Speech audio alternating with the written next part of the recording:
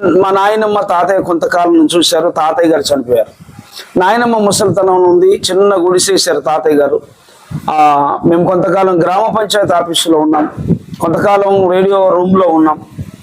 కొంతకాలం ఆ రేడియో రూమ్లో ఉంటే అందరి నుంచి మమ్మల్ని ఎల్లగొట్టినప్పుడు మేము చుట్టూ ప్రహారీ గోడ కడితే ప్రహారీ గోడ పక్కన చిన్న కర్రలు వేసుకొని పైన పట్టాలు వేసుకొని దాని కింద సామాన్లు పెట్టుకొని అక్కడ గ్రామ పంచాయతీలు పడుకునేవాళ్ళం.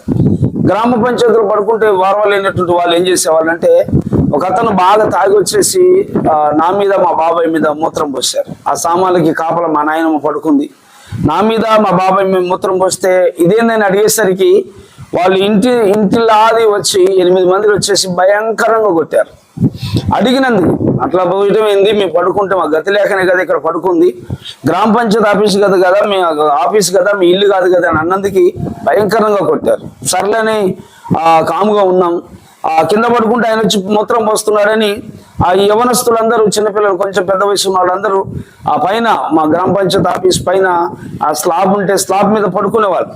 నేను వీళ్ళు వాళ్ళతో పడుకుంటే ఈయన చెప్పి మరి మిగతా వాళ్ళు చెప్పి వీళ్ళ తమ్ముడు ఒకడు కూడా మాతో పాటు అక్కడ పడుకుంటాడు, వాళ్ళతో పాటు పడుకుందామని పైకి వెళ్తే అక్కడ పడుకున్నటువంటి నన్ను దోల్దొండాకంటారు, తేటకోగిలాగంటారు మా ఏరియాలో అయితే. అది తీసుకొచ్చి భయంకరంగా ఒంటి నిండా పూసేవాళ్ళు. నేను బాగా గీక్కుంటుంటే నన్ను చూసి వాళ్ళు బాగా నవ్వేవాళ్ళు.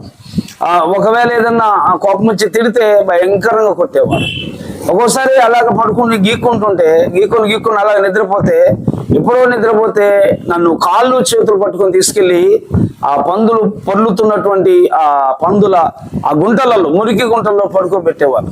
నాకు స్పృహ వచ్చి చూసే లోపల ఒంటి నిండా బురద, ఆ పురుగులు కప్పలు అవన్నీ ఉండేవి. ఆ చెవులకి పోయి చెవు పొట్టు వచ్చేసి భయంకరంగా ఏడ్చేవాడు. అమ్మ అమ్మ అని ఏడిస్తే అమ్మ లేదు, నాన్న అంటే నాన్న లేరు. చాలా ఇబ్బందులు పడ్డాను, చాలా కష్టాలు పడ్డాను. ఆ తర్వాత చిన్న గుడిసె ఎక్కడ ఉండేది, ఆ గుడిసె వీళ్ళ దగ్గర లాభం లేదు, ఇక్కడ ఉంటే వీళ్ళు బాగా ఇబ్బంది పెడుతున్నారని మా ఇంటి ముందు చిన్న సర్కారు చెట్టు ఉంటే, అంటే ముళ్ళకంచి చెట్టు ఉంటే ఆ చెట్టును ఆధారం చేసుకొని ఇంకొక 2 కర్రలు పాతేసి మంచలాగేసి దాని మీద పడుకున్నాను. నాకు నేను కొంచెం ఏదైనా చూస్తే వెంటనే నేను ఆ పని చేస్తూ ఉంటాను, అంటే తెలివిగా ఈ పని చేస్తూ ఉండేవాడిని. అయితే ఆ చిన్న పాకేసి దాని మీద మంచలాగేసి దాని మీద పడుకుంటే నాతో పాటు ఇంకిద్దరు వచ్చి కూడా దాని మీద పడుకునే వాళ్ళు. అయితే ఓరవలేనటువంటి వాళ్ళు వాళ్ళకి 13 రూపాయలు ఇచ్చేసి కరెంట్ వాళ్ళకి ఆ 13 రూపాయలు వాళ్ళకి డబ్బులు ఇచ్చి చెట్టు కొట్టరని చెప్పేసి ఆ చెట్టు కూడా కొట్టేశారు. ఏం చేయాలని అర్థం కాని పరిస్థితుల్లో కిందే పడుకుంటున్నాను. రోడ్డు పక్కన ఆ పోరంబొక స్థలంలో ఒక పెంట దిబ్బని శుభ్రం చేసి మా తాతగారు చిన్న గుడిసేశారు.